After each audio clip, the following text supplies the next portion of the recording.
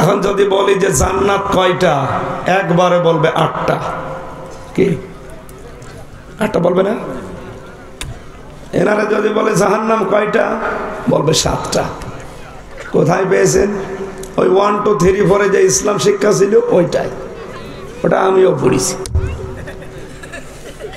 কোরআনে কারীম পড়তে গিয়ে দেখি না জাহান্নাম 7টা না, জান্নাতও 8টা না।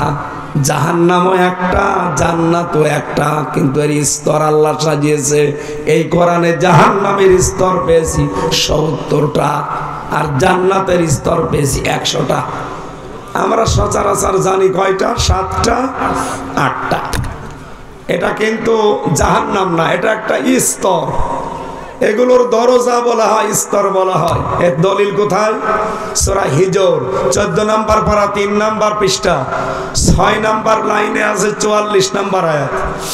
আল্লাহ রাব্বুল আলামিন বলেন লাহা সাবাগাতু আবওয়াব। এই লাহা হার মার জাহান্নামের দিকে, সাবাতুল মানে 7, বাপ মানে দরজা, আল্লাহ দিয়েছেন আবওয়াব। আল্লাহ পাক বলেন জাহান্নামের দরজা 7টা। তাহলে এই ধারণা যাদের আছে যে জাহান্নাম 7টা, এটা ভুল। জাহান্নাম কয়টা? আরো জোরে বলেন বলেন। এর দরজা। আসসালামু আলাইকুম ওয়া রাহমাতুল্লাহ। আউযু বিল্লাহি মিনাশ শাইতানির রাজীম। বিসমিল্লাহির রহমানির রহিম। ইন্নাহু মাইয়াতি রাব্বাহু মুজরিমান ফাইন্না লাহু জাহান্নাম লা ইয়ামুতু ফিহা ওয়া লা ইয়াহইয়া। সাদাকতা ইয়া রাব্বানা আল্লাহুম্মা সাল্লি আলা। এই ভেতরে ওঠ। আর একটু বেশি করে গেতে পারেননি, এরা দাঁড়িয়ে থাকবে এভাবে। গ্রামের লোক গরিব মনে হয়, আর একটু বড় করে করবেন আগামী থেকে।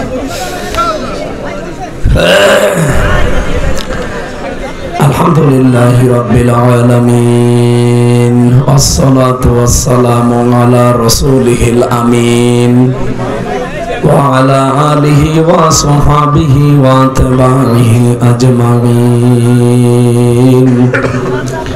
লাইলা ওয়া নাহারান ফিত তারফাইন।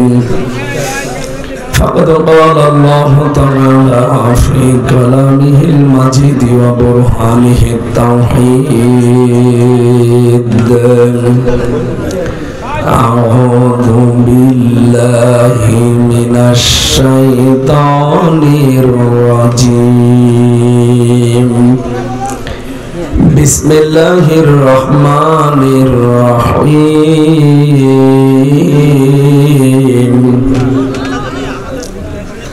এই এখানে গল্প করা হবে না ভাই, হয় বসেন না বাড়ি চলে যান।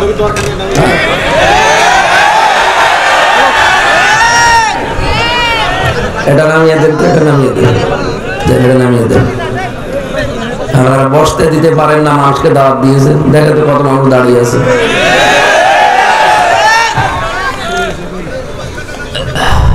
এই মানুষগুলো এভাবে দাঁড়িয়ে থাকলে আমার বিবেকে মেনে নেবে বলেন? বসার তো দেবেন জায়গা, বসারও কিছু নেই, খেড় মাড়ে বিছিয়ে দেন। ঠিক আছে, এদের আর উপায় নেই, যেটুকু জায়গা। কিন্তু জানতাম না যে এত ছোট মাহফিল। কথা বললো যে বিশাল আয়োজন। ঠিক আছে, যেভাবে আছেন কষ্ট করা লাগবে, 1 ঘন্টা সময় দেওয়া লাগবে, কিন্তু কথা বলা যাবে না। আমার অনুরোধ এইটা রাখা লাগবে যে কথা বলা যাবে না। আপনি যা করেন করেন, আর না লাগলে উঠে চলে যাবেন, কিন্তু কথা বলবেন না। এটা রাখা যাবে?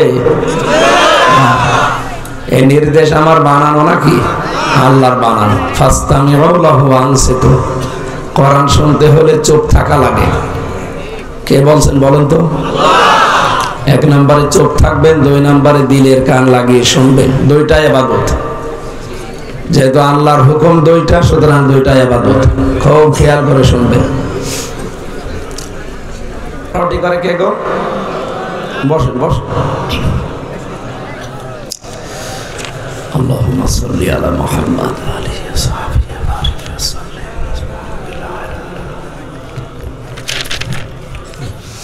আলহামদুলিল্লাহ, বাংলাদেশের ঐতিহ্যবাহী জেলা, আমার জন্মস্থান কুষ্টিয়া,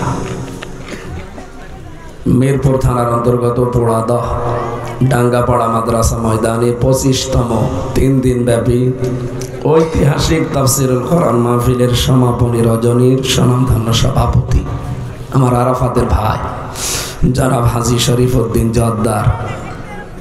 এই কথা বলে কে গো?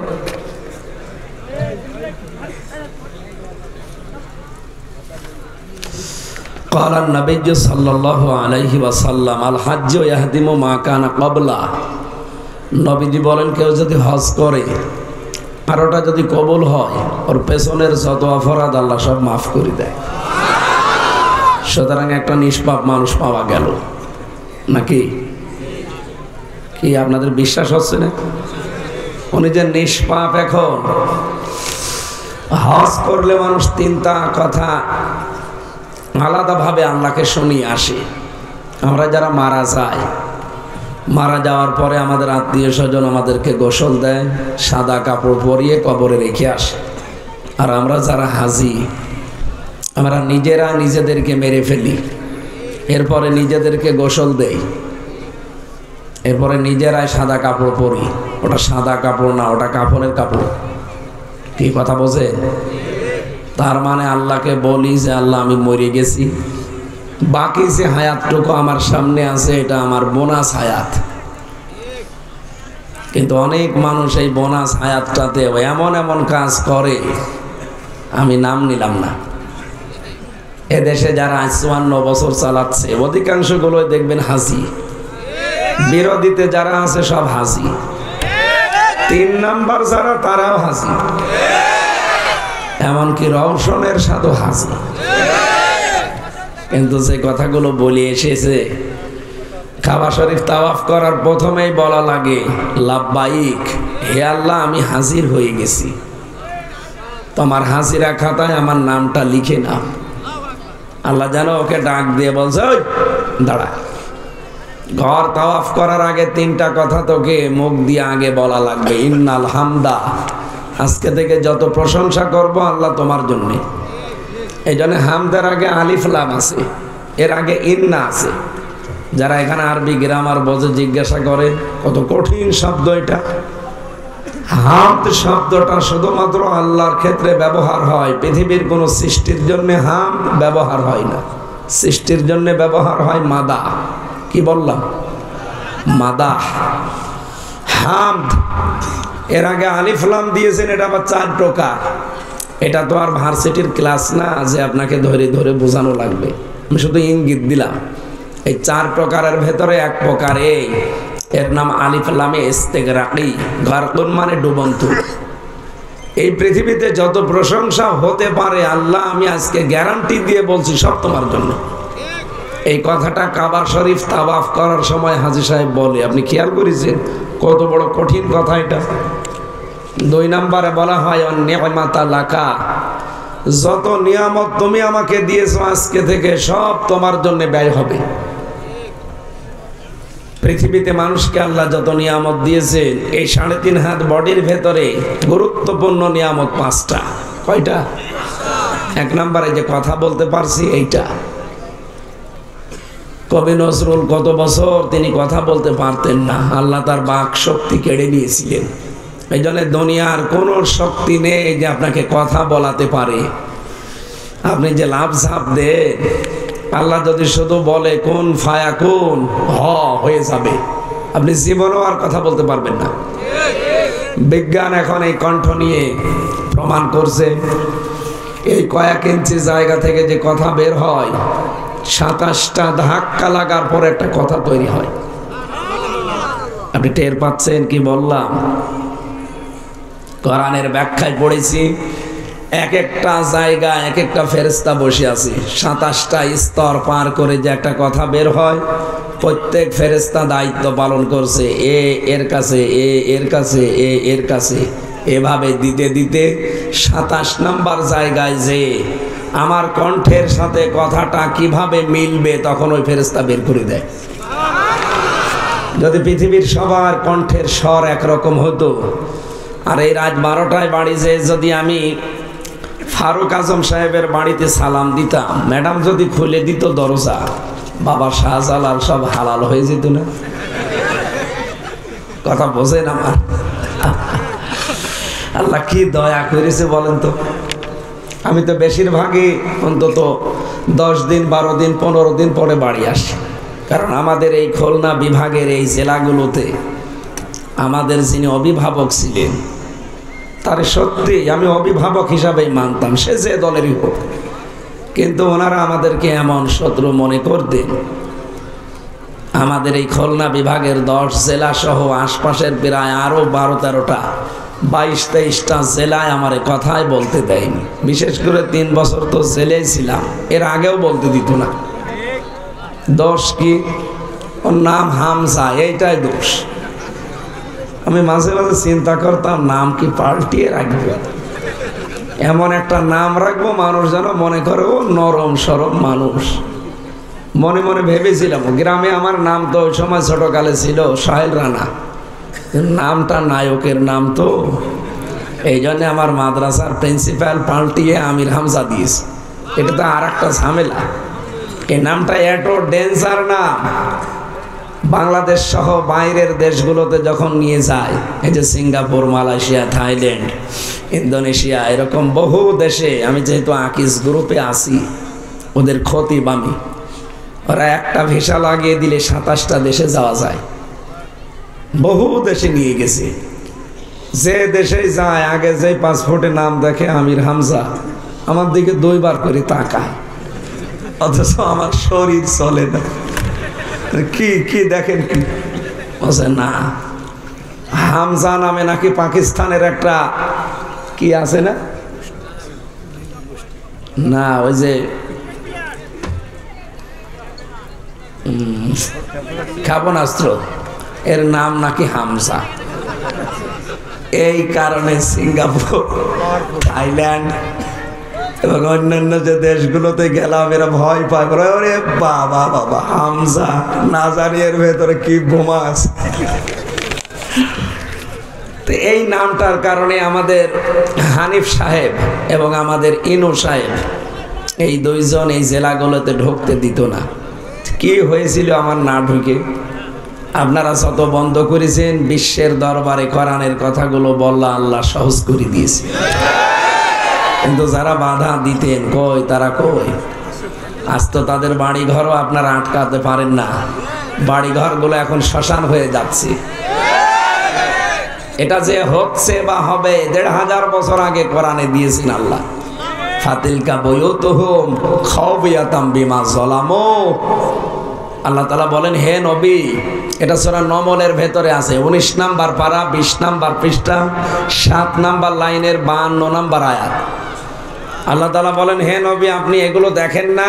এই যে এই সেই ঘর, এই ঘরগুলো কি বিমা যালামু, এই ঘরগুলো জুলুম করা হতো, এই কারণে আল্লাহ পুরা ঘর বাড়ি অফিস আদালত জালেমদের যা ব্যবহারযোগ্য সবগুলো আল্লাহ খাওফিয়াতান উজাড় গৃহ বানিয়ে দিয়েছেন, জনশূন্য পরিত্যক্ত। লাম তুসকাম মিন বাদিহিম ইল্লা কলিলা, অল্প কিছুদিন মানুষ এখানে বাস করবে, এরপরে এটা পুরা শ্মশান হয়ে যাবে। এ ঘোষণা কার? আপনি দেখেন সারা বাংলাদেশে এখন ঠিক অবস্থা মনে হচ্ছে তাই। কত জাঁকজমকপূর্ণ ছিল এই সমস্ত মানুষদের বাড়ি ঘরগুলো, অথচ আজ আল্লাহ পুরাটা টয়লেট বানিয়ে দিয়েছে।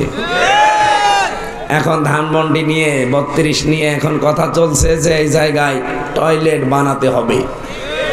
যদি দেশের মানুষের এই কথা গ্রহণযোগ্য হয়, তাহলে আবু সাহেলের বাড়ির সাথে বাড়ির কত মিল।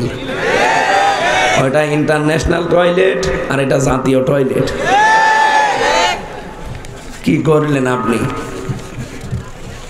এই জন্য আমার মনে হয় যারা বলতে দেননি আমাদেরকে আমার নিজের জেলা, এমনকি আমি বাড়ি আসবো, আমার আসার আগেই পুলিশ অন্তত 10 জন এসে আমার বাড়ি বসে থাকে। কি বলে, আপনার ছেলে আসবে, এই কারণে আমরা এসেছি। কেন? বলে ওপরের নির্দেশ। কি অবস্থায় ছিলাম বলেন তো? বিশেষ করে এই 3টা বছর 20, 21, 22, 23, 20-এর শেষের দিকে 21, 22, 23 ওরা এমন কোনো টর্চার নেই যা আমার শরীরের উপরে করে নাই। মাথার চুল থেকে পা পর্যন্ত পোড়াটা এক জায়গাও বাকি নেই। আমার মা বাবা তো, আমি একা সন্তান, ওরা দুঃখ পাবে এই জন্য আমি বলি না। এমন কোনো কাজ নেই যা ওরা আমার উপর করে না। এই যে এরকম চেয়ারে বসিয়ে দেয়, আমি নিজে তো দেখেছি। হাতের সাথে ক্লিপ লাগিয়ে দেয়, পায়ের সাথে বেল লাগিয়ে দেয়, গলার সাথেও ক্লিপ লাগিয়ে দেয়। ওদের কাছে এমন মেশিন আছে আঙ্গুলের সাথে মিল করা, পায়ের সাথে মিল করা। শুধু নিয়ে এসে আপনার পায়ের কাছে হাতের কাছে রেখে দেবে, একেবারে সব খাপের খাপ মিলে যায়। শুধু সুইচ টিপ দেবে, কখন যে আঙ্গুলের এই নখগুলো খুলে গেছে আপনি টেরও পাবেন না। ফেনকি দিয়ে যখন রক্ত বের হবে তখন আপনি যেই চিল্লা পাল্লা করবেন তখন পাতলা লবণ ছিটিয়ে দেয়।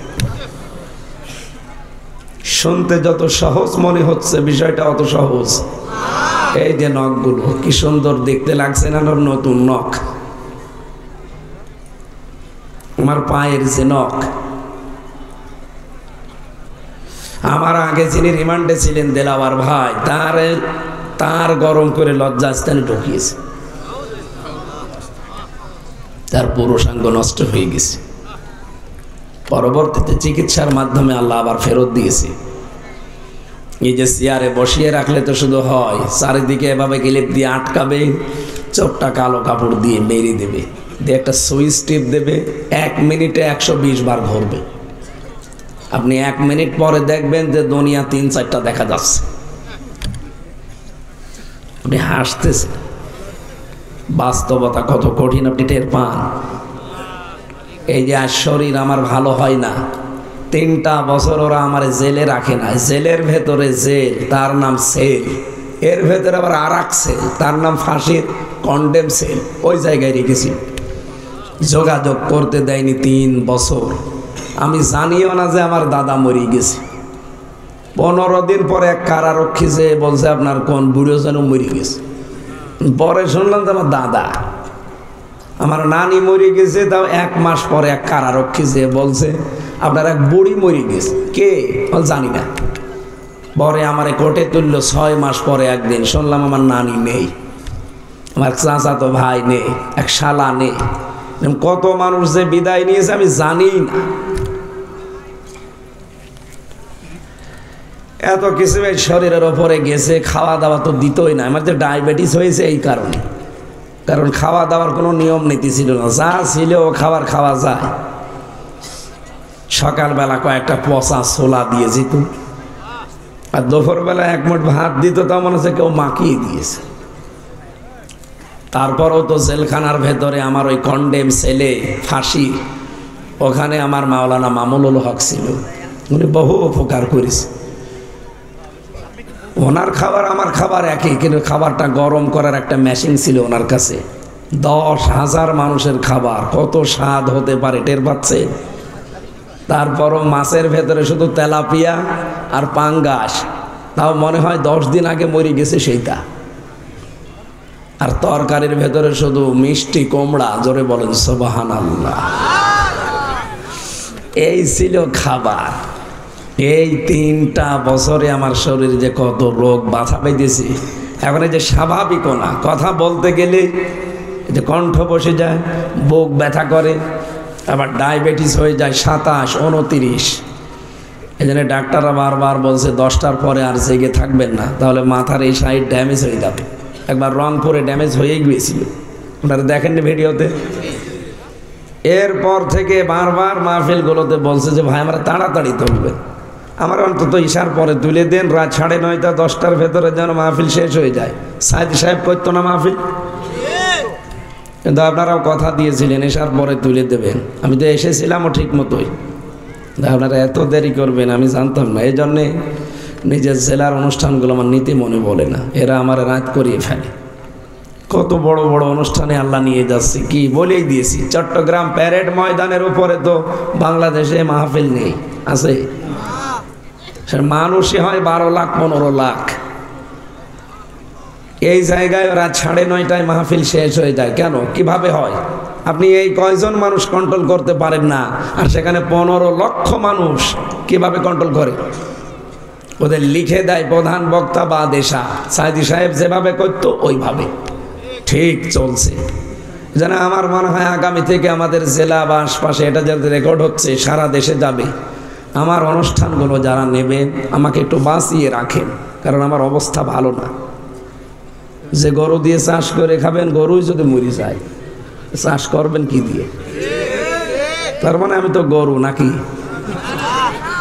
না, মানে গরু। আমারে অন্তত কিছুদিন বেঁচে থাকার মতো একটু সুযোগ করে দেন। আগামী থেকে অনুষ্ঠান যেখানেই নেবেন সর্বোচ্চ এশার নামাজের পরে তুলে দেবেন, পোস্টারে লিখে দেবেন আমির হামজা বা দেশা। এটা ঠিক রাখতে পারবেন আপনারা?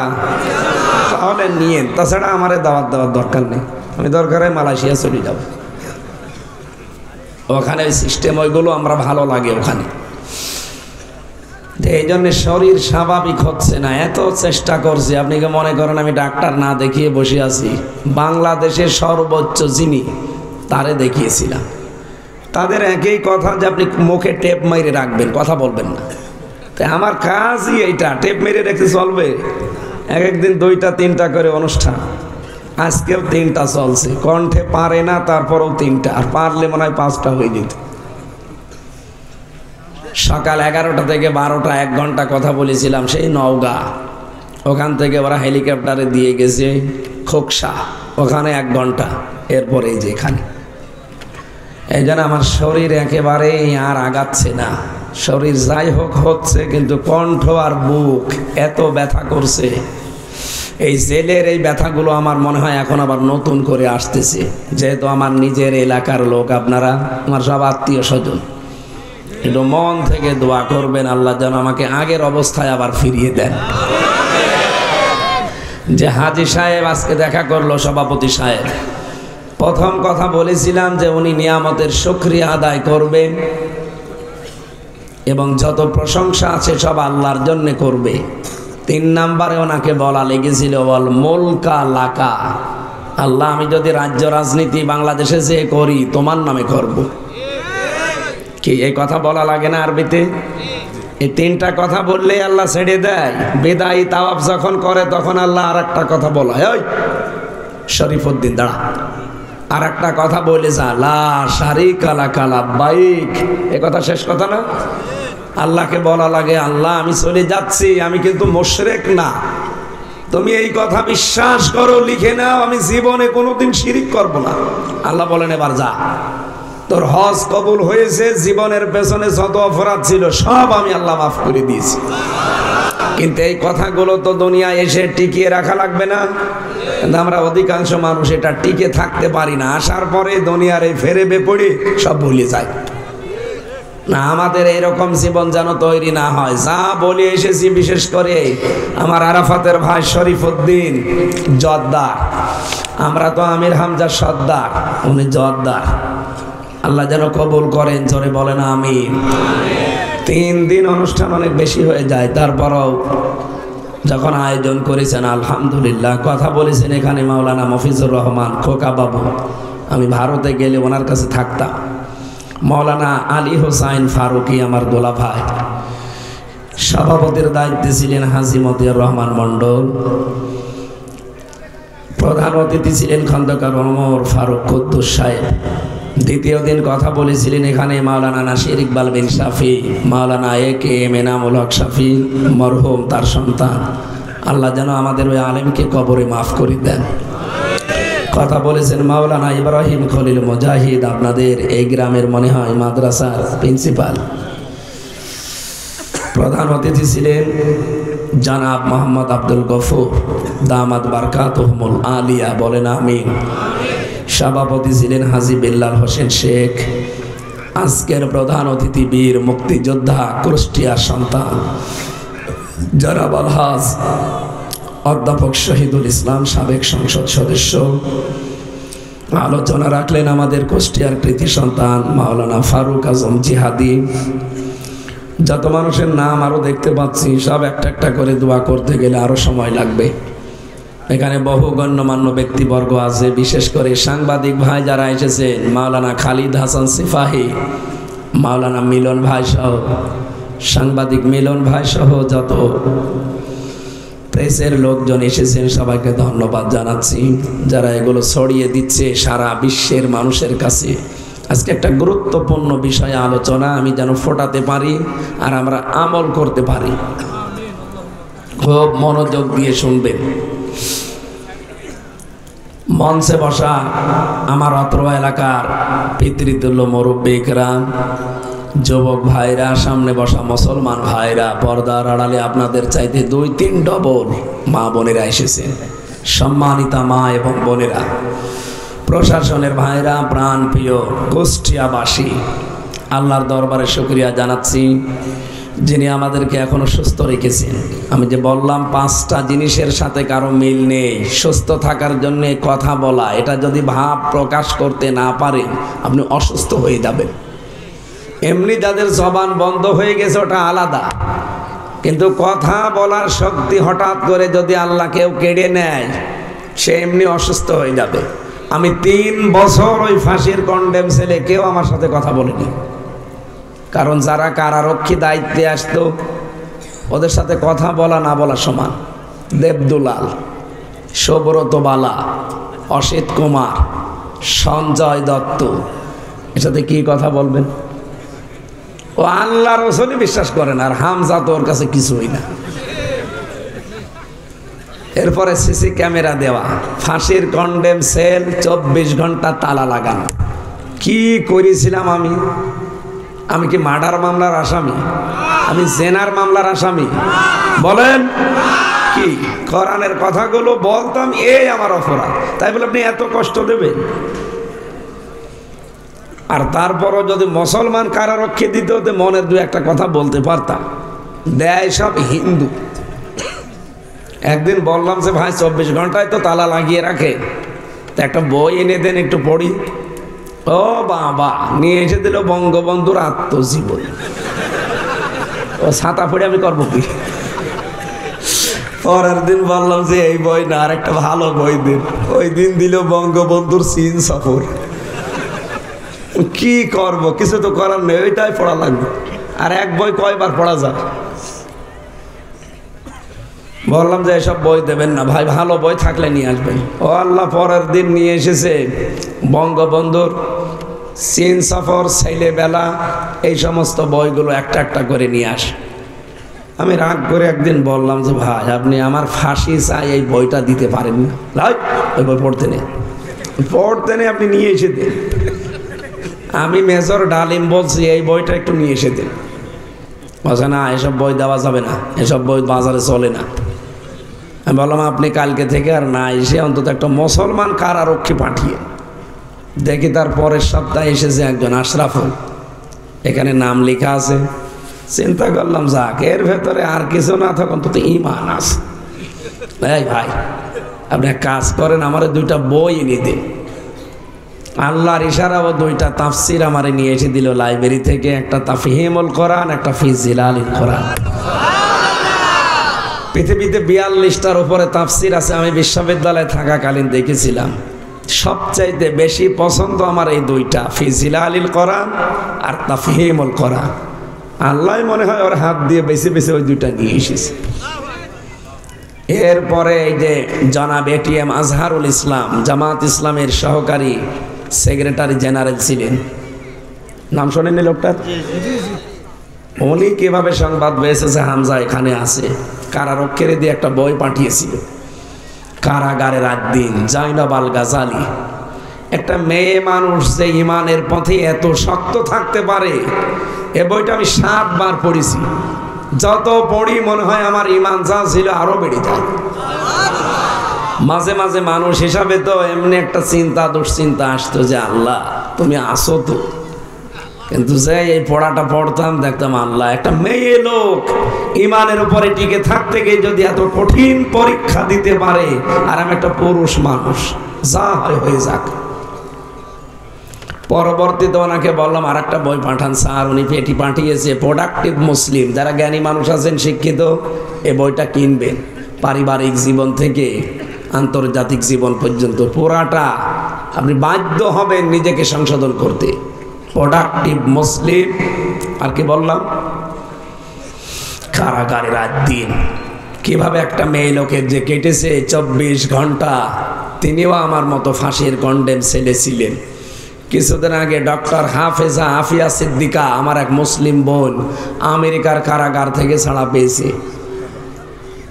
এই মহিলাটা ইমানের ওপরে টিকে থাকতে গিয়ে যে কি করেছে আপনি আশ্চর্য হয়ে যাবেন। প্রতিদিন 8 থেকে 10 জন করে হায়েনারা তাকে ধর্ষণ করত।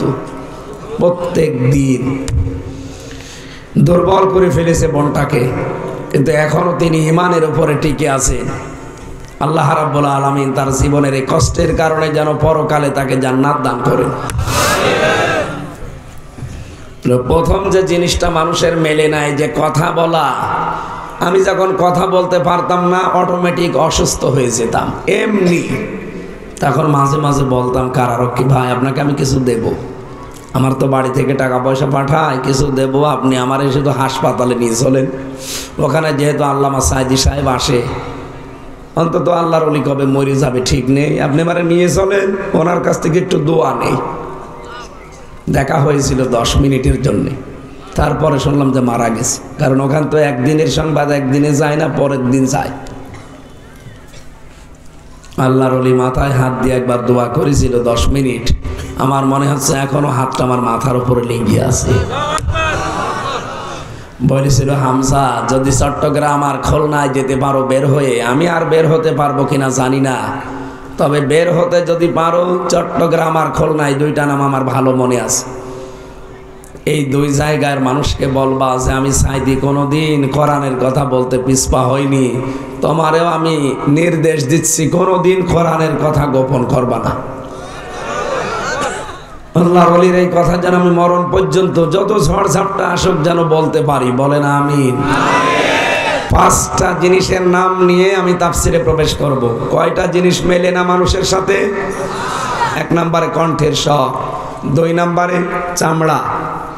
9768 প্রকার চামড়া আছে আমাদের শরীরে, কিন্তু কারো চামড়া কারো সাথে মিল নেই। আপনি দেখেন এই ভাইয়ের চামড়ার সাথে আমার চামড়া মনে হচ্ছে মিল আছে না, চামড়া একই রকম লাগছে, কিন্তু ওনার চামড়া কেটে গেছে, এই যে ফেটে গেছে। আমার চামড়া নিয়ে লাগিয়ে দেন, পছন্দ ধরবে। চিকিৎসা বিজ্ঞান তাই বলছে। ওনার এই চামড়া ভালো বানাতে হলে ওনার এই 9768 প্রকার কোন চামড়া কেটে ওনারে লাগিয়ে দেওয়া লাগবে। এটা দ্বারা আল্লাহ বোঝাতে চায় মানুষ, পৃথিবীতে কেউ কারো বোঝা মরণের পরে বহন করবে না। তোর চামড়ার সাথে ওর চামড়ার মিল নেই, তোর চামড়ার সাথে ওর চামড়ার তো মিল নেই, শুধু দানা লাগিয়ে দিলে পছন্দ ধরে। আর বাংলাদেশে বহু ভণ্ড পীর আমাদেরকে এই কথা বোঝায় যে তোর কোনো চিন্তা নেই, কিয়ামতে তোর বোঝা আমি বহন করে দেব। আপনার চামড়ার সাথে মেলে না, আর আপনার বোঝা পাপের বোঝাও বহন করবে। আপনি ও বলে আর আপনি বিশ্বাস করেন, ও একটা ভণ্ড আর আপনি পাগল। এরকম পাগল আমাদের কুষ্টিয়া জেলায় নেই? বলেন। বাংলাদেশ সহ বিশ্বের একটা মাত্র জায়গা যেখানে পুলিশ পাহারা দিয়ে গাঁজা খাওয়ায়, কুষ্টিয়া। বাইরের দেশ তো বাদ দিলাম, বাংলাদেশের বিভিন্ন জেলায় গেলে মনটা ছোট হয়ে যায়। হুজুর ওয়াজ করতে এসেছে, আর ওই দেশে ওই জেলায় গাঁজা খাওয়ায় পুলিশ পাহারা দিয়ে। কি করব, কিছু করার। এদেশের বহু মানুষ এই বিশ্বাস এখনো করে যে আমার কোনো চিন্তা নেই, বাবা আছে। কি কথা বলেন না কেন? আপনি কোরআনের এই আয়াত বিশ্বাস করেন না যে কিয়ামতের দিন কেউ কারো বোঝা বহন? বলেন বলেন। সুতরাং কারো উপরে ভরসা করা যাবে না, এমনকি নিজের স্বামীর উপরেও ভরসা করা যাবে না, ও ভুলে যাবে কিয়ামতে। 3 নম্বরে দেখবেন মেলে নাই সাফ। এখানে 153টা রেখা আছে। পৃথিবী তৈরি হওয়ার পর থেকে আজকের এই দিন এখান থেকে কিয়ামত পর্যন্ত এই 153টা রেখা কারো সাথে আজও মেলে নাই, কিয়ামত পর্যন্ত মিলবেও না। যদি মিলেছে তো কত মানুষের জমি জায়গা যে দান দলিল হয়ে যেত। কথা বলেন না কেন? 4 নম্বরে মেলে না মানুষের জহব্বার আস্বাদন স্তর। এই যে স্বাদ নেই আমরা, বিজ্ঞান আমাদের এই জহব্বাটা নিয়ে 7 চাকার জন্য যে রেখাগুলো পেয়েছে, 1,50,000 আস্বাদন স্তর এখানে দেওয়া আছে। 357টা রেখা দেওয়া আছে। আপনি যদি 357 প্রকার খাবার একবারে জহব্বার উপরে দিতে পারেন, ও একবারে আস্তে আস্তে স্বাদ বলতে পারবে যে এইটার এই, এইটার এই। এই কথা শুনতেছেন? বাংলাদেশ সহ বিশ্বের এমন কোন হোটেলের নাম জানেন যেখানে 357 প্রকার খাবার রান্না হয়? শুনেছেন? না। আমার এই ছোট্ট জীবনে আমি বহু জায়গায় বললাম, আল্লাহ নিয়ে গেছে, আমি পাইনি। বাংলাদেশে আমি গাজীপুরের কাপাসিয়ার নিরিবিলি হোটেলে পেয়েছি 180 প্রকার খাবার রান্না হয়। ওরা কাঁঠালের পাতা ভর্তা করে বলে এটাও খাবার, বাঁশের পাতা ভর্তা এটাও খাবার, কিমি মিশিয়ে দেয়। আমি ওই মালিক মিয়াকে জিজ্ঞাসা করলাম, আরে ভাই আপনি কত প্রকার খাবার রান্না করেছেন? বলছো হুজুর 180 প্রকার। ঠিক কি কি নিয়ে আসেন তো সব। একটা ওর মাহফিলও ছিল ওর, এই জন্য হুজুরকে খাওয়াবে, সব নিয়ে এসেছে।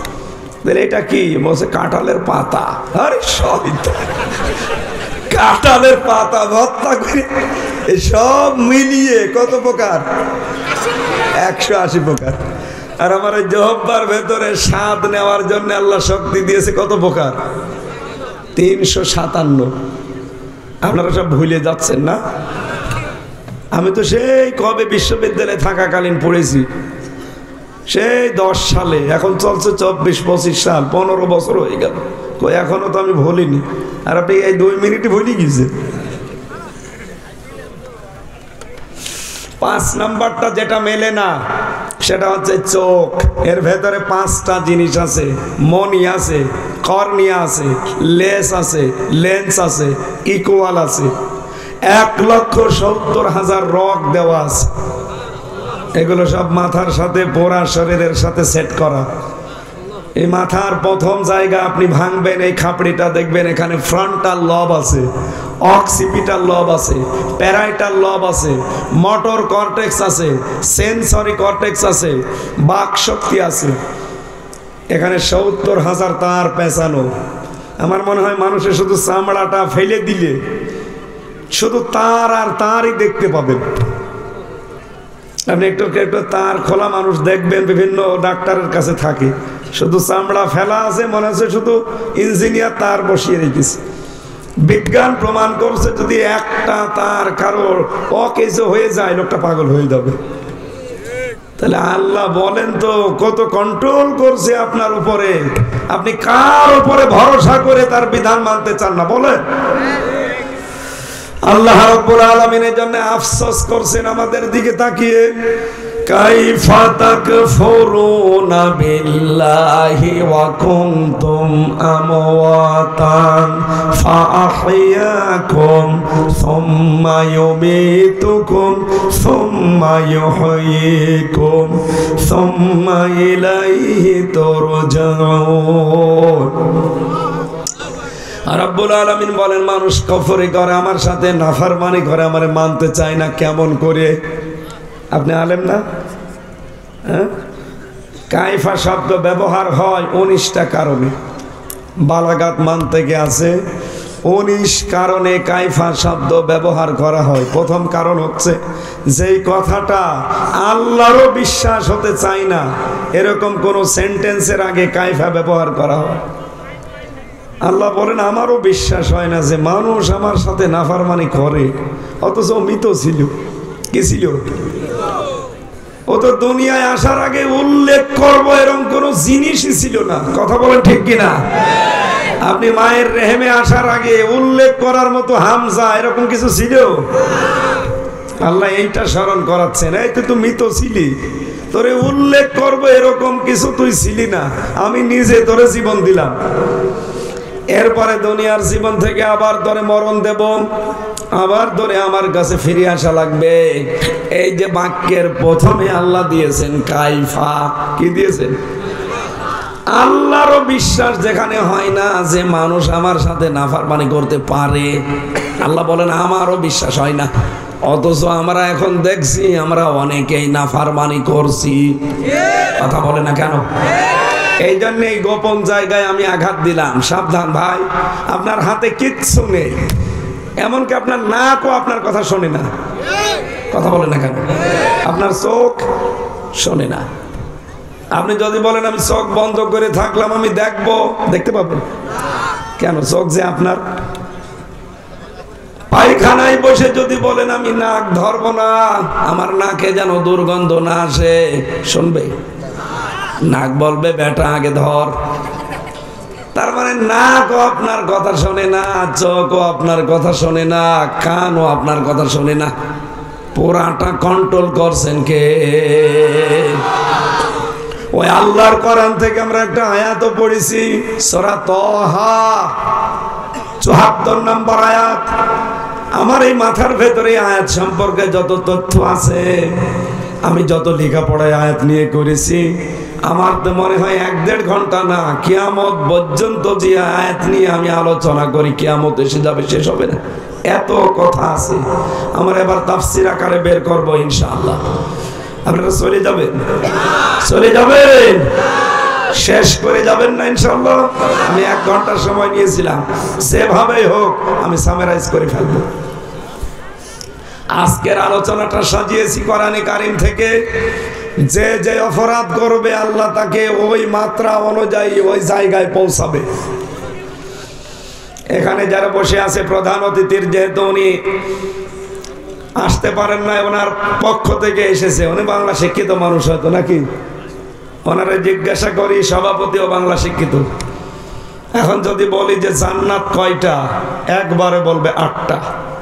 কি ৮টা বলবে না? এনারা যদি বলে জাহান্নাম কয়টা, বলবে ৭টা। কোথায় পেয়েছেন? ওই 1, 2, 3, 4 যে ইসলাম শিক্ষা ছিল ওইটাই, ওটা আমিও পড়েছি। কোরআনে কারীম পড়তে গিয়ে দেখি না জাহান্নাম 7টা না, জান্নাতও 8টা না, জাহান্নামও একটা, জান্নাতও একটা, কিন্তু এর স্তর আল্লাহ সাজিয়েছে। এই কোরআনে জাহান্নামের স্তর পেয়েছি 70টা, আর জান্নাতের স্তর পেয়েছি 100টা। আমরা সচরাচর জানি কয়টা? 7টা, 8টা। এটা কিন্তু জাহান্নাম না, এটা একটা স্তর। এগুলোর দরজা বলা হয়, স্তর বলা হয়। এর দলিল কোথায়? সূরা হিজর 14 নম্বর পারা 3 নম্বর পৃষ্ঠা 6 নম্বর লাইনে আছে 44 নম্বর আয়াত। আল্লাহ রাব্বুল আলামিন বলেন লাহা সাবাগাতু আবওয়াব। এই লাহা হার মার জাহান্নামের দিকে, সাবাতুন মানে 7, বাপ মানে দরজা, আল্লাহ দিয়েছেন আবওয়াব। আল্লাহ পাক বলেন জাহান্নামের দরজা 7টা। তাহলে এই ধারণা যাদের আছে যে জাহান্নাম 7টা, এটা ভুল। জাহান্নাম কয়টা? আরো জোরে বলেন, বলেন। এর দরজা পেলাম কয়টা? 7টা। এই যে প্রাইমারি স্কুল আছে আপনাদের এখানে, 1 থেকে 5 পর্যন্ত পড়ায়, 5টা ক্লাসরুম আছে না? কথা বলেন না কেন? যে যেই ক্লাসে পড়ে তাকে সেই দরজা দিয়ে ঢোকা লাগে। ক্লাস 1-এ পড়ে, ও 5-এ যে বসে আছে, ও ক্লাস নিলে কিছু বুঝবে? ওরে ওই ক্লাসে যেতে হলে এখনো 4 বছর পড়া লাগবে। কথা বলেন না কেন? তাহলে জাহান্নাম কয়টা? আরো জোরে। স্তর, বাপ, দরজা কয়টা? আপনার এখন এখানে আসার কারণ কি? আপনি আজকে বুঝে শুনে বাড়ি যাবেন, কোন দরজা দিয়ে প্রবেশ করার মতো যোগ্যতা আপনার হয়েছে। এখন যদি বলো হুজুর জাহান্নামের কথা বললেন, জান্নাতের কথা বলতে পারেন না। জান্নাতেরটা পরে বলছি, আগে দেখি যে আয়াত পড়েছে ওটা জাহান্নামের আয়াত। আল্লাহ রাব্বুল আলামিন বলেন ইন্নাহু মাইয়াতি রাব্বাহু মুজরিমান ফাইন্না লাহু জাহান্নাম।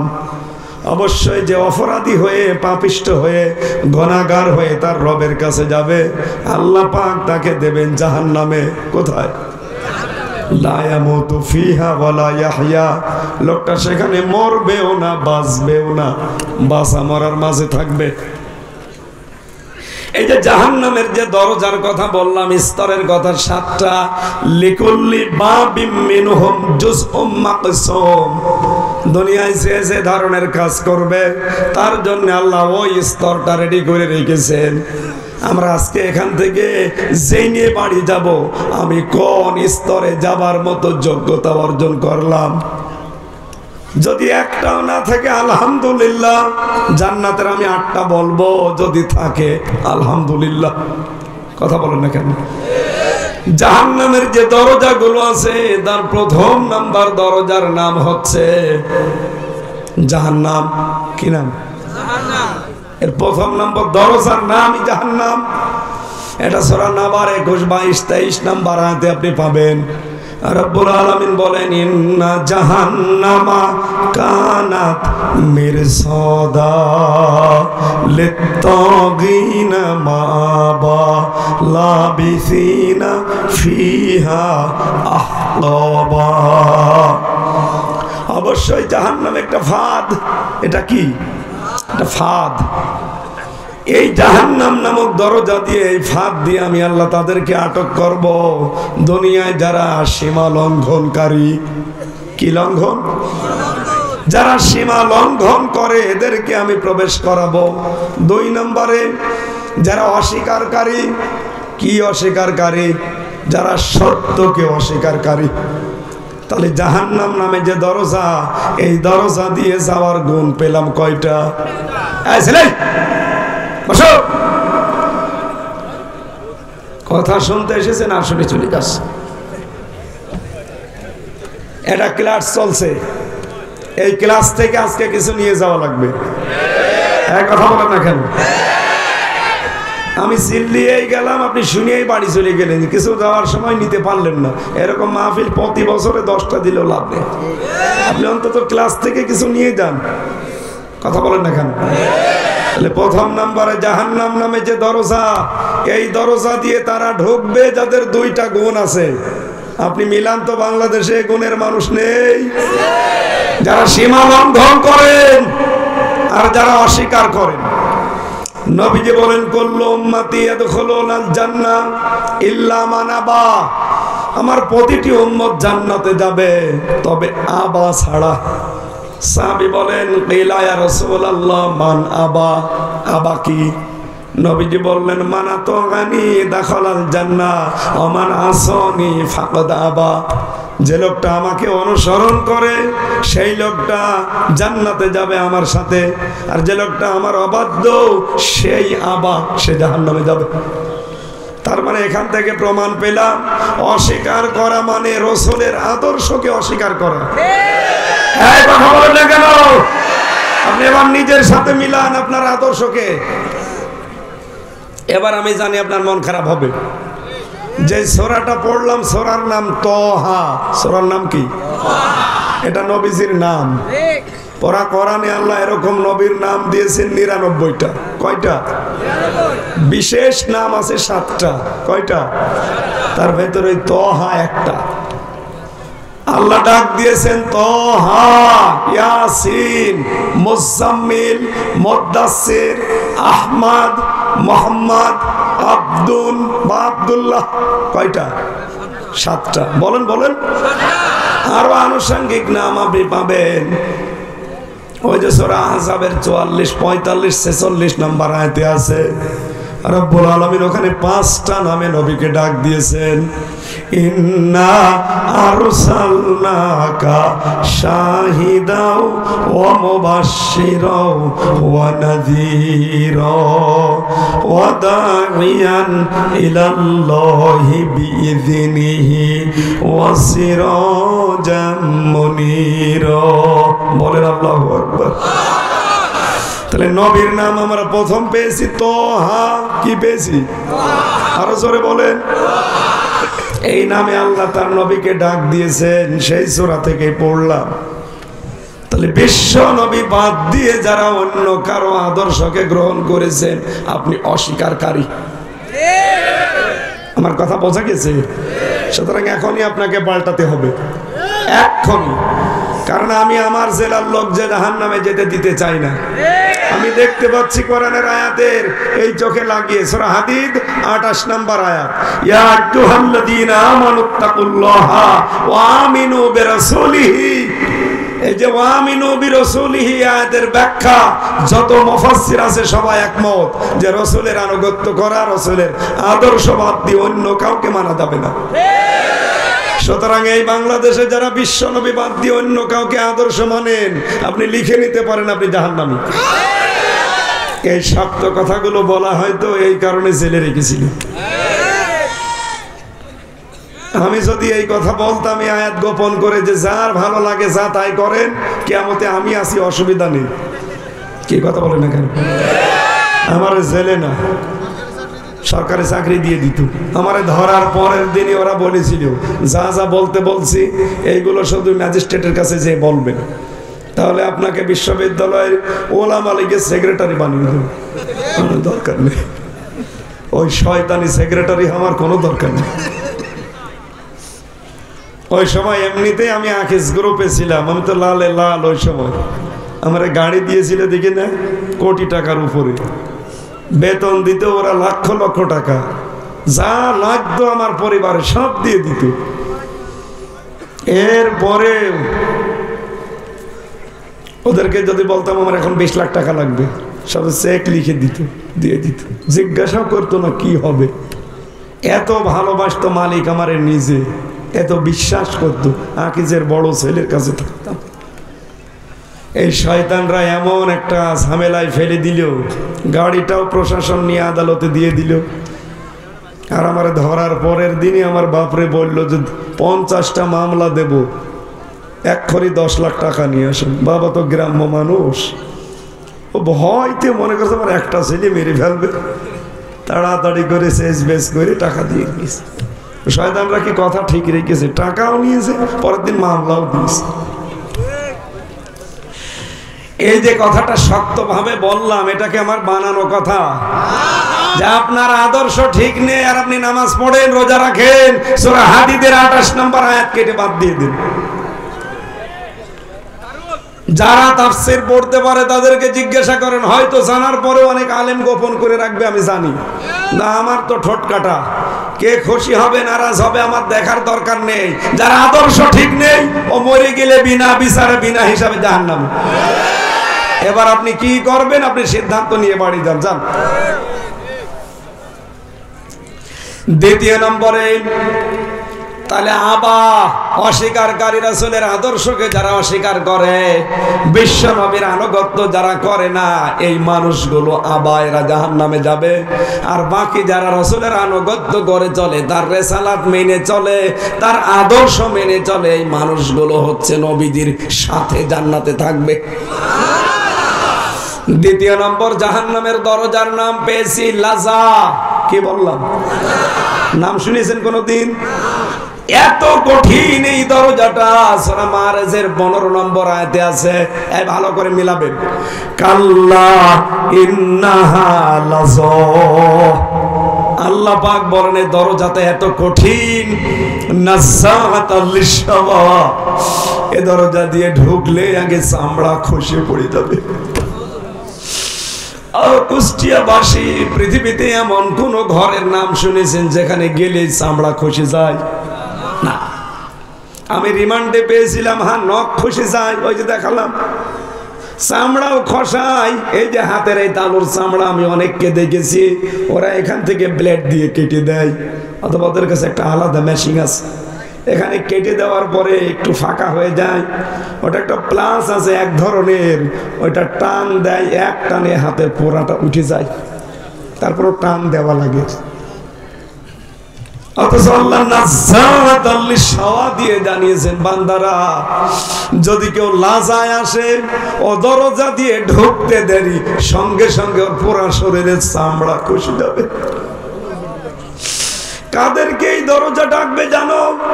আমি তো আয়াতটা পড়ার পরে দেখি বাংলাদেশে হাজার হাজার মানুষ দৌড়াচ্ছে। তাদউ মান আদবারা ওয়া তাওয়াল্লা। এই জাহান্নামে লাসা তাদেরকে ডাকবে যে মানুষগুলো দুনিয়াতে সত্যকে সত্য জানার পরে অ্যাবাউট টার্ন করে মুখ ফিরিয়ে চলে যায়। বাংলাদেশে নেই? এক কথা বলছেন না? দুই নম্বরে ও জামা ফাআওয়া, যারা মাল সম্পদ খালি দিনের পর দিন জমা করতে থাকে আর কি করে এটা সংরক্ষণ করা যায় এই চিন্তা নিয়ে চলে। আর আমার মনে হয় এই আয়াতটাও বাংলাদেশের সাথে মিলে গেছে। অধিকাংশ মানুষের ধান্দা এই, বাবা শাহজালাল ডান হাত বাম হাত নেই, আমার টাকা লাগবে। এটাতে কিভাবে আসতেছে সেইটাও দেখে না, শুধু আসতেই হবে। শুধু টাকা কামাই করে শেষ করে দেয় না, দেখবেন এটা সংরক্ষণ করার জন্য বিভিন্ন রাস্তা তৈরি করে, কি করে এটা টিকে রাখা যায়। ও ভাইরা, আমি আমার ইমান থেকে সত্যি কথা বলছি, এই পৃথিবীর জমিনটা আল্লাহ জানিয়েছেন ধোঁকা। এটা জেলে যাওয়ার পরে আমার কাছে আরো স্পষ্ট বেশি হয়েছে। আমি আমার নিজের পূর্বপুরুষ মাত্র 3টা চিনি। আমার বাবার নাম রিয়াজউদ্দিন, তার বাবার নাম জাহান আলী, তার বাবার নাম নমাজ আলী, এরপরে আমি চিনি না। এই যে ডাবিরা ভিটা আমার বাড়ি, এরপরে আমার আর চিনা নেই, আর আমার জানাও দরকার নেই। মাত্র খুব বেশি হলো 60-61 বছর আগেই এই নমাজ আলীর বাবা মারা গেছে। এই লোকটা যদি এখন কবর থেকে উঠে এসে বলে এই ডাবিরা ভিটার এই 2 তলা বাড়ি আমার, এই ভিটা আমার, ওর দাঁত মুখ খুলে ফেলবো না যে ভণ্ডামি করার জায়গা পান না। কিসের নমাজ আলীর বাপ আপনি? আমি তো নমাজ আলীকে চিনি না। এক কথা বলেন এখন, এইটার নাম দুনিয়া। আপনার অবৈধ সম্পদ, আপনার বউ, আপনার ছেলে মেয়ে, আপনার মা বাবা, এরা ভোগ করার জন্য 2 পায়ে খাড়া, কিন্তু আপনি যে অবৈধ কামাই করে গেলেন এর জন্য যে গোনা, একটা গোনা আপনার বউ নেবে না। কথা বলেন, এই পাগলামি আমি কোন কারণে করতে যাব বলেন? আমি জেলে যাওয়ার পর থেকে ছেড়ে দিয়েছি এই ঝামেলা। আগে যাই হয়তো, এখন আর করি না, কারণ আমার মেয়ে যা করবো কামায় সব খাবে জামা, তো ছাতা করে আমি করবো কি? আমি আর কয় টাকায় খেতে পারবো?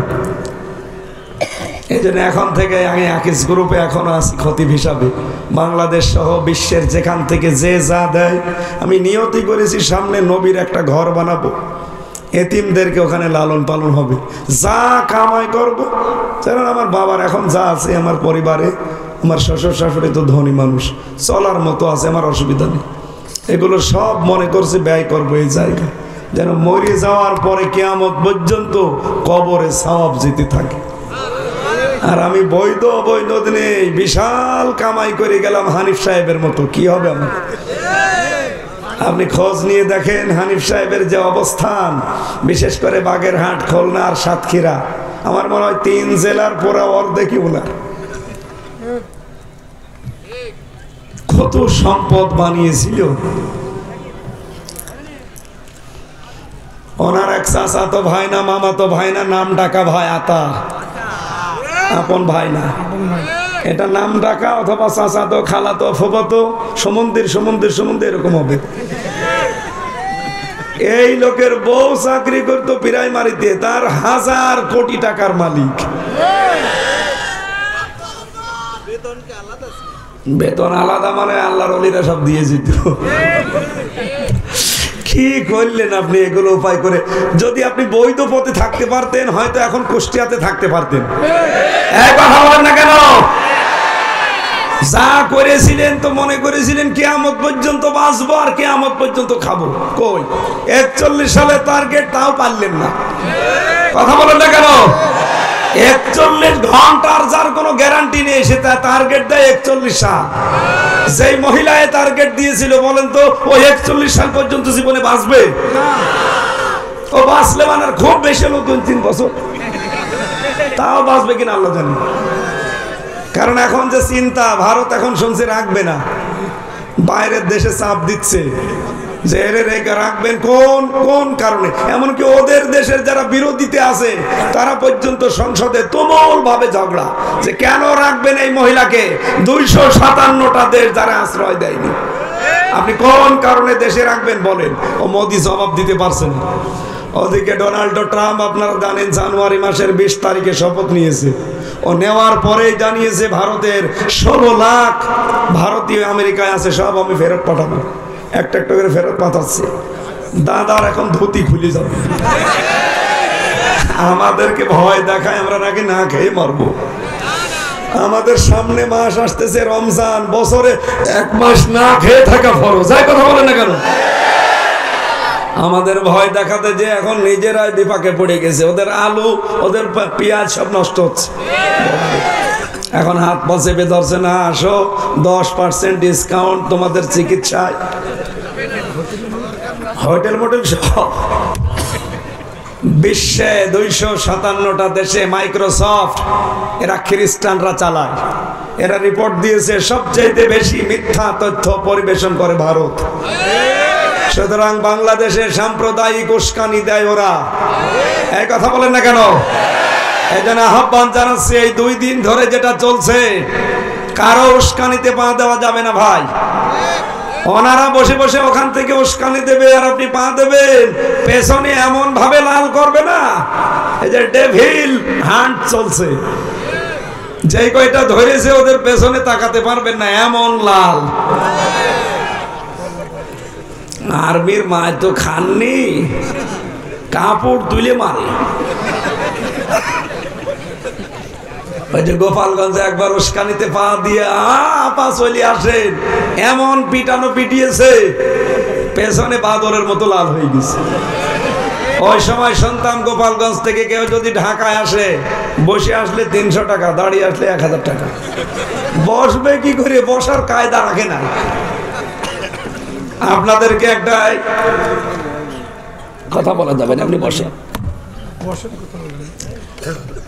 আজ কয়দিন ধরে সিলেটের জৈন্তাপুরে, এই 4-5 দিন হয়ে গেল, যেই দিন 32 নাম্বার ভেঙেছে ওই দিনের পরে 5 তারিখের পরে 6 তারিখে সিলেট জৈন্তাপুরে আমাদের মতো কিছু নামধারী আলেম নামে জালেম, তাদেরকে ওই বাতিলরা 3 কোটি টাকা দিয়েছে।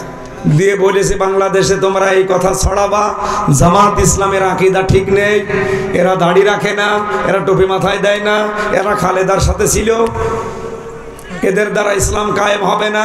সুতরাং এই দেশে ইসলামপন্থীরা যখন এক হয়ে যাচ্ছে, 3 কোটি টাকা দিয়ে ওদেরকে পথে নামিয়েছে যেন এদের ভেতর ফাটল ধরে। একটাকে পুলিশে ধরেছে, এমন পিটানো পিটিয়েছে, বলছে আমারে পিটাবেন না, আমি সব বলে দিচ্ছি।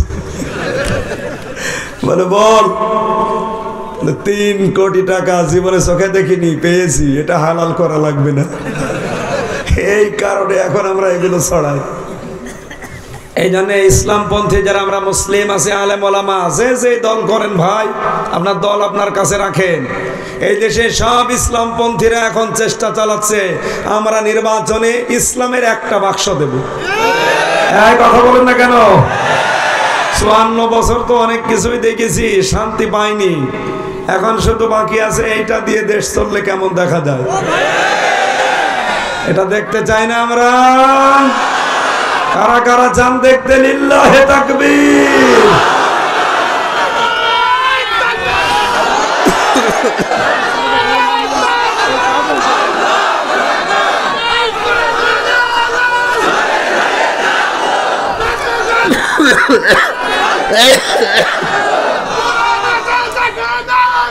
আলহামদুলিল্লাহ।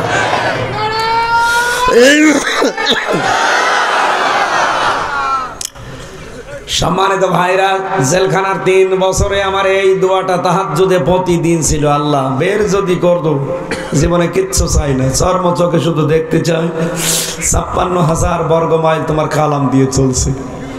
যেহেতু আমি বিশ্বাস করি, ওই সময় আমি অসুস্থ ছিলাম, ওই সময় আমি মজলুম ছিলাম, আর নবীজি জানিয়েছে মজলুমের দোয়া আল্লাহ ফেরত দেয় না। সুতরাং আমি বিশ্বাস করি আমার দোয়া কবুল হবে। আমি চর্ম চোখে দেখতে পারবো যে বাংলাদেশ কোরআন দিয়ে চলছে, আর সেই অবস্থার সামনে কিন্তু প্রায় চলে এসেছি। এই কথা বলেন না কেন? আগস্টের 5 তারিখের আগে এই দেশে মাত্র 100 জনের 12 জন মানুষ বলতো যে আমরা কোরআনের বিধান চাই। এখন এই যে জানুয়ারি মাসে জরিপ বের হচ্ছে, 100 জনের 58 জন মানুষ চাচ্ছে যে আমরা কোরআনের বিধান চাই।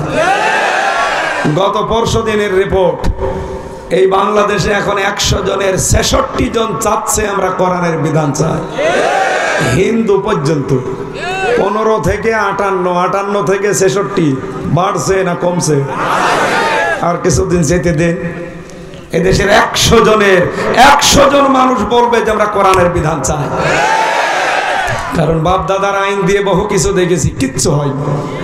চোর চুরি করলে আমরা দেই জেলে, ও চুরি করতে যে হয় ডাকাত। ডাকাত দেবেন, খুনি হয়।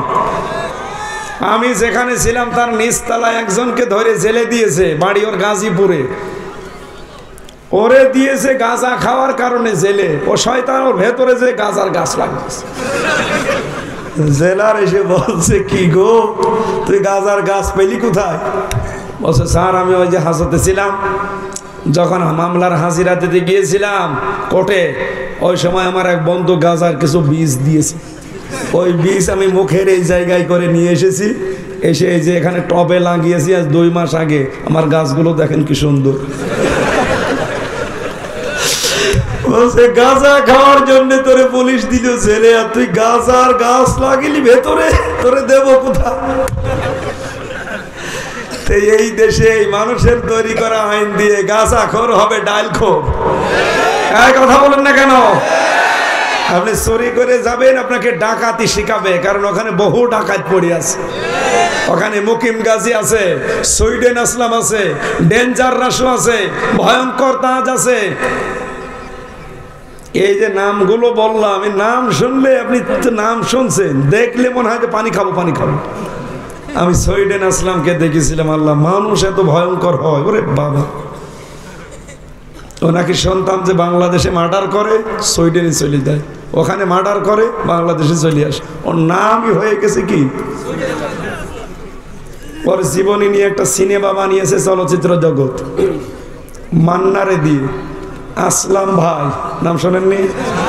মনে করছেন হুজুর কিছু জানে না, সব খবর আমার কাছে। উনি একদিন আমার কাছে এসে বলছে, আমির হামজাকে, এই তো আমি চিন্তা করলাম যে বিকাল 4টার পরে সবাইকে তালা লাগিয়ে দেয়, এই লোকটা কে? এসে আমারে বলছে, একটা মাসলা জিজ্ঞাসা করব, হুজুর বলেন তো। আমি বলছি, আপনি কে? আপনাকে তো আমি দেখিনি। আর সবাই এখন তালা লাগানো 4টার পরে, আর আপনি রাত 9টার পরে এসেছেন কি আপনি? আমি তো আর জানি না যে ওটা সুইডেন আসলাম। আমারে বলছে মাসলা জিজ্ঞাসা করবো, বলেন। আমি তো আর নামাজ কালাম বিশ্বাস করি না, পড়িও না। আমার বউটা আবার নামাজ পড়ে, অথচ 27 বছর জেল খাটতেছে। ও ভেতরে থেকে রামরাজত্ব চালু করেছে, জেল খাটে ফাঁসির কন্ডেম ছেলে বসে, আর বাইরে তার প্রতি মাসে মাসে 2 থেকে 2.5 কোটি টাকা উপায় হয়, সব আল্লাহ দিয়ে দেয়। ওর ডান হাত বাম হাত বিভিন্ন হাত করা আছে বিভিন্ন জায়গায়। বললাম, কি মাসলা বলেন? যে আমার বউ নামাজ পড়ে এই সেই সূরা দিয়ে। বললাম, আপনি খোঁজ পেলেন কি করে? বলছে, আমি মাল চালাই। তো আমরা বছরের পর বছর মাল পাই না, আর আপনি মাল চালান কি? আপনি কি? পরে বলছে, আমি সুইডেন আসলাম। আমি বলছি, ও স্যার বলেন বলেন। আপনারে দেখার জন্য আমি কত আশা করেছিলাম যে আপনার নাম শুনি আমি দেখবো, আর সরাসরি চলে এসেছেন। ওই দিন দেখলাম, আল্লাহ, ওরে দেখলে যে এসে 2 গ্লাস পানি খাবে, যেই রকম হয়েছে লম্বা সেই রকম ভয়ঙ্কর। এই মানুষগুলো ওখানে আছে, আপনি মূল্য চুরি করে যাবেন, ওরা বলবে, আরে বেটা চুরি করে মানুষ ধরা পড়ে, আমার কাছে থাক, মানুষ কি করে জবাই করা লাগে তোরে শিখাবো। এই জন্য এই দেশে আইন দিয়ে হবে না। এদেশের আইনগুলো চোর গেলে ডাকাত হয়, ডাকাত গেলে খুনি হয়। এই কথা বলেন না কেন? এইটা লাগবে। চুরির একটা আইন এই দেশে যদি পাশ হয়ে যায়, জীবনে চুরির নামই মুখে আনবে না। সে ক্ষমতা কোরআনের নেই। এই জন্য আমাদের উচিত হচ্ছে শুধু মাল সম্পদ জমা করা না, শুধু জমা করা জমা করা জমা করে আপনি খালি চিন্তা ভাবনা করেন কি করে এটা সংরক্ষণ করা যায়। এদিকে যে নিজের হায়াত শেষ হয়ে যাচ্ছে, খেয়াল আছে আপনার? তিন নম্বরে দরজার নাম পড়েছি আমি তাফসিরে, তার নাম হচ্ছে হুতামা। নাম কি?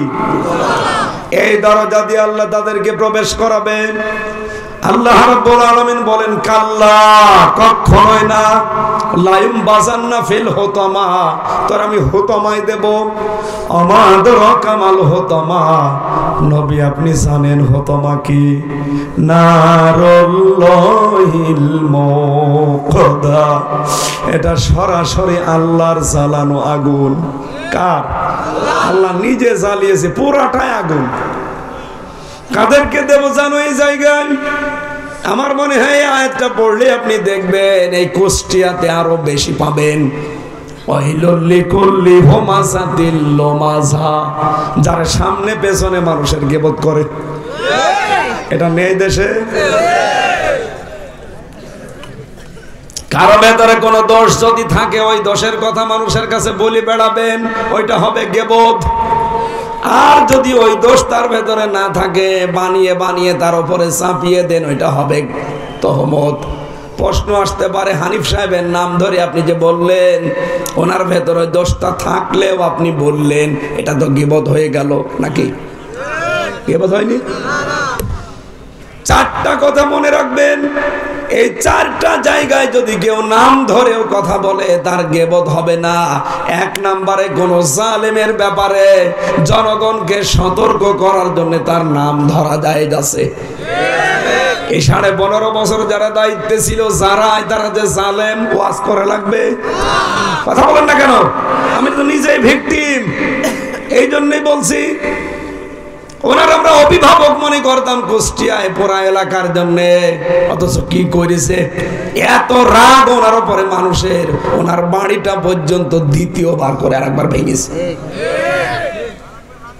ওনার চাইতে বড় নেতা বাংলাদেশে আমি তো দেখেছি, ওনার চাইতেও বড় বড় নাম করা নেতা, আরো পুরাতন নেতা, কই তাদের বাড়ি ঘর তো এখনো ভেঙেছে, কিন্তু এত রাগ নিয়ে ভাঙেনি। একবার ভেঙেছিল 5 তারিখে বিকালে, আবার এই 5 তারিখে ভেঙেছে। এই কথা বলেছে না কেন? এই জন্য জালেমের নাম ধরে জনগণকে সতর্ক করার জন্য, সামনে যেন তার জুলুম থেকে বেঁচে থাকা যায়, তার নাম ধরা যায়।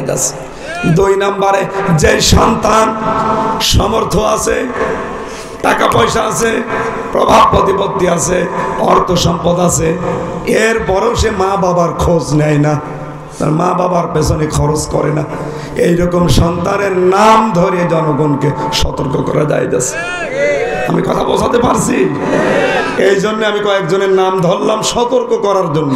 এটা গীবত হবে না। আমরা যারা আন্দাজে মানুষের গীবত করি বসে বসে এক জায়গায়, আপনি কিন্তু মরা ভাইয়ের গোশত খাচ্ছেন। চার দোকানগুলোতে এগুলো বেশি হয়। আল্লাযী জামা মালা ওয়া আদ্দাদা, আল্লাহ তাআলা বলেন যে মানুষগুলো মাল জমা করে। কি জমা করে?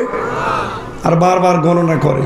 ইয়াহসাবু আন্না মালাহু আখলাদা, ও মনে করে মাল আমার কাছে স্থায়ীভাবে থাকবে। এখন মাল কি? মাল মানে আমাদের সাবেক অর্থমন্ত্রী আবুল মাল, নাকি যেটা যে কিছুদিন আগে চলে গেল কামাল, লোটাস কামাল? আবুল মালও না, লোটাস কামালও না। মাল মানে না। এই পৃথিবীতে তাফসিরে আমি পড়েছি মাল শব্দের ব্যাখ্যা 4টা। কয়টা? আরো জোরে বলেন। 1 নম্বরে, পৃথিবীতে আদ-দুনিয়া কুল্লুহা মাতাউন ওয়া খায়রু মাতাউদ দুনিয়া ইমরাতুস সালিহা। নবীজি বলেন পৃথিবীর সব কিছু মাল সম্পদ, এর ভেতরে উত্তম সম্পদ হচ্ছে আল্লাহওয়ালা মেয়ে মানুষ। তাহলে আল্লাহওয়ালা মেয়ে মানুষ এটা সম্পদ, মাল। কথা বলেন না কেন?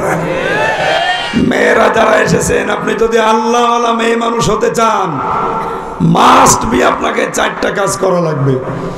1 নম্বরে, স্বামী যখন বাইরে থেকে আসবে, স্বামীকে আনন্দ দেওয়ার জন্য কথাবার্তা বলবেন, যেভাবেই হোক স্বামীকে খুশি করাই লাগবে। 2 নম্বরে, স্বামী যখন বাইরে যাবে, তখন আপনার ইজ্জত, আপনার স্বামীর সম্মান এবং সন্তান আর সম্পদ হেফাজত করবেন। তিন নম্বরে স্বামী যখন বাইরে কাজ করবে দিনের জন্য, ইসলামের জন্য, মানবতার জন্য, আপনি পেছন দিক থেকে খাদিজার মতো সাহায্য করবেন, উৎসাহ দেবেন দরকার হয়। চার নম্বরে স্বামী যেটা পছন্দ করে জীবন চলে গেলে ওইটা আপনাকে মানা লাগবে। আমি স্বামী, এখানে যত স্বামী আছে প্রত্যেকটা স্বামীর পক্ষ নিয়ে বলছি, আল্লাহর কসম করার আমি মাথায় হাতে নিয়ে বলতে পারবো, প্রত্যেক স্বামী আমরা চাই বিয়ের পরে আমাদের মা বাবা আমাদের সাথে থাকবে। এই আমরা স্বামী এটা চাই না? কোন কোন স্বামী এটা চান? হাত তোলেন তো। বিয়ে না করে হাত তুলেছেন, তোলেন। বিয়ে তো করবেন একদিন ইনশাল্লাহ, তোলেন। এই ক্যামেরা কোথায় আছে? ওইদিকে মারো, মহিলারা দেখতে পাক যে কার স্বামী হাত তুলেছে, মারেন ওইদিকে। আলহামদুলিল্লাহ, আপনারা দিয়ে দেন, ঠিক আছে। সম্মানিত মা বোনেরা, দেখেন আপনারা কুষ্টিয়া জেলার বউ হয়ে এসেছেন, আপনাদের ভাগ্য ভালো। কে কথা বলে না কেন? আমরা জানি কুষ্টিয়া জেলায় বিভিন্ন জেলা থেকে যে মেয়েগুলো এসেছে, আমরা কুষ্টিয়ার স্বামীরা এক বাক্যে হাত তুলেছি যে আমাদের মা বাবা বিয়ের পরে আমাদের সাথে থাকবে। 100টা মহিলার 98টা বউ এটা চাই না। কথা বলেন। আপনি মনে করছেন আমি নামাজ পড়ি, রোজা রাখি, কালো বোরকা পরি, জান্নাত পেয়ে বসে আছি? জান্নাত, জাহান্নামে জায়গা পাবেন না। যতক্ষণ স্বামীর মা বাবাকে নিজের মা বাবার মতো মনে না করবেন ততক্ষণ স্বামীর মন পাবেন না। কথা বলেন না কেন? অধিকাংশ স্ত্রীকে ওর বড় বোন আর ওর মা ওখান থেকে শুধু ইনজেকশন দেয়, তাড়াতাড়ি আলাদা হোক, আরামে খেতে পারবি। কয়েকদিন আগে আমি নীলফামারী গিয়েছিলাম, কিশোরগঞ্জ থানা, একটা বৃদ্ধাশ্রমে নিয়ে গেল, যে দেখি এদিকে 25 জন মা, এদিকে 25 জন বাবা বসে আছে, চোখের ভেতরে পানি টলমল করছে। দুইজনের সাথে কথা বললাম, একজন বলছে আমার ছেলে ডিসি, আর একজন বলছে আমার ছেলে আমেরিকায় থাকে। অথচ আমার বৌমার ঘ্যান ঘানানির কারণে আমাদেরকে এই 3 মাস রেখে গেছে বৃদ্ধাশ্রমে। আমার শেষ বয়সে একটু নাতি নাতকে নিয়ে কাছে থাকবো, সে কপাল আমাদের নেই। ছেলে কি ডিসি, ছেলে কি আর একজনের ছেলে।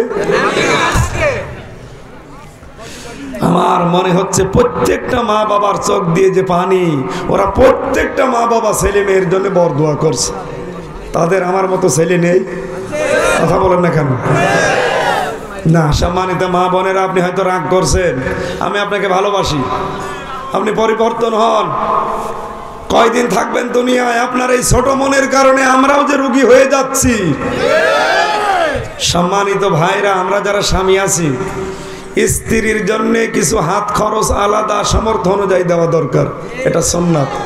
সে তার খরচ অনুযায়ী তার মা বাবাকে, তার বোনকে, ভাইকে সে যেখানে খরচ করে করুক, এটা স্বামীর কিন্তু কর্তব্য। আমি নিজে আমার মা বাবার জন্য যেমন দেই, বউর জন্যে তার মা বাবাকে দিতে মনে বলে না, তার তো উপায় নেই, আপনি তো দেন না। আশা করছি এই কাজটাও করা লাগবে, এটা নবীর সুন্নাহ। সুতরাং জাহান্নামে হুতমা যে দরজা, এই দরজা দিয়ে প্রবেশ করার প্রথম যারা মাল জমা করে, আর মাল হতে হলে নেককার মাল, নেককার সন্তান, নেককার পুত্রবধূ, বউ, এই দুনিয়ায় এই 4টা গুণ বিশিষ্ট বউরা। আল্লাহ আমাদের বউদেরকে এরকম তৈরি করে দাও, বলেন আমিন। মালের 2 নম্বর ব্যাখ্যা, মাল মানে অস্ত্র শস্ত্র। মালের 3 নম্বর ব্যাখ্যা, মাল মানে টাকা পয়সা। মালের 4 নম্বর ব্যাখ্যা, মাল মানে ক্ষমতার চেয়ার। এগুলো যারা মনে করে যেগুলো স্থায়ীভাবে আমার কাছে থাকবে, আর কোনোদিন হাত ছাড়া হবে না, তারা হতমায় যাবে। আল্লাহ আমাদের হেফাজত করুন, বলেন আমিন। কণ্ঠের দিকে তাকিয়ে আমি আর পারছি না, আজকের মতো শেষ করে দিলাম। পড়াটা বলতে গেলে এখনো কণ্ঠ যা আছে আরো বসে যাবে। আল্লাহুম্মা আমিন। না আর পারছি না। রব্বির হামহুমা কামা রব্বায়ানি সগীরা। আল্লাহুম্মা গফিরলি ওয়ারহামনি ওয়াহদিনি ওয়াফিনি ওয়ারযুকনি ইয়া রাব্বাল আলামিন। আল্লাহ ভাঙ্গা কণ্ঠ নিয়ে যতটুকুই বলেছি আমল করার তৌফিক দাও। 3 দিন ব্যাপী এত বড় আয়োজনে যারা আঞ্জাম দিল এদেরকে কবুল করে নাও। আগামীতে এই মাহফিলটা তুমি কোরআনের প্রসারে আরো বিশাল আকারে মঞ্জুর করো। বিশেষ করে প্রধান অতিথি বীর মুক্তিযোদ্ধা অধ্যাপক শহীদুল ইসলাম আসতে পারেন নাই, আল্লাহ তার 15 দিনে বড় ভাই এসেছে, তুমি কবুল করো। সম্মানিত সভাপতি আমার হাজী সাহেব শরীফউদ্দিন জদ্দারকে মঞ্জুর করো। কণ্ঠটা নষ্ট হয়ে গেছে, কথা বললে আমার কষ্ট হচ্ছে। আল্লাহ তাআলা মা বোন যারা এসেছে এদেরকে তুমি খাদিজার মতো বানিয়ে দাও। এ মাহফিলের যত স্বেচ্ছাসেবক আল্লাহ এদেরকে ওমরের মতো তৈরি করো। রব্বুল আলামিন জালেমরা এমন কোন টর্চার নেই আমার এই শরীরের উপরে করে নাই, জীবনটা ওরা আমার শেষ করে দিয়েছে। আল্লাহ তোমার কাছে আমি ভিক্ষা চাই, আমার কণ্ঠটা তুমি ফিরিয়ে দাও, আমার শরীরকে তুমি আগের অবস্থায় আবার ফিরিয়ে দাও।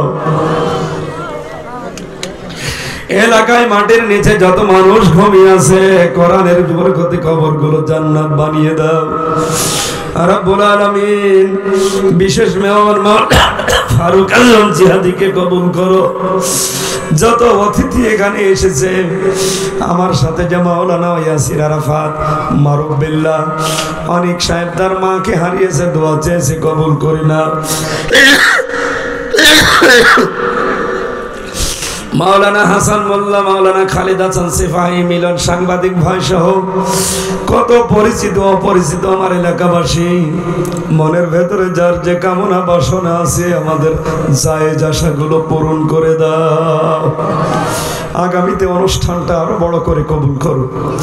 মরণ আসলেই যেন পড়তে পারি লা ইলাহা ইল্লাল্লাহু মুহাম্মাদুর রাসূলুল্লাহ।